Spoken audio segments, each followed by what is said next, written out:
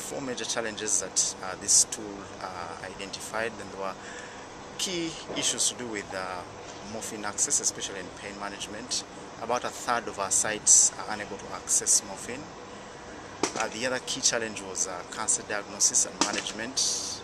About 2 sites were able to make a diagnosis of cancer treatment and also offer anti-cancer medicines.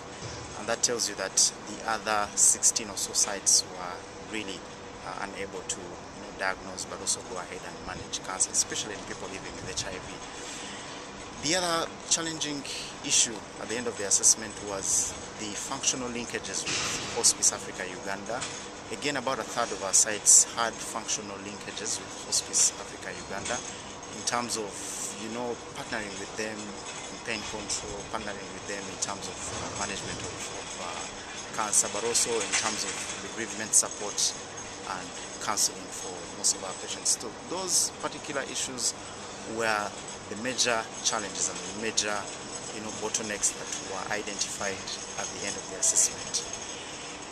The other important issue about this tool is that it was able to highlight a few best practices in terms of palliative care at our sites. One key best practice area was spiritual support at our sites. Majority of the sites were able to provide spiritual counseling and spiritual support for our patients.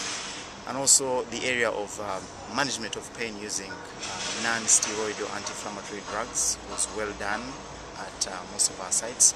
But also the fact that a number of our healthcare workers were able to understand the concept of palliative care and also provide a bit of palliative care service to the patients at the sites. So those were the major best practice, or what I would call those were the major benchmarks that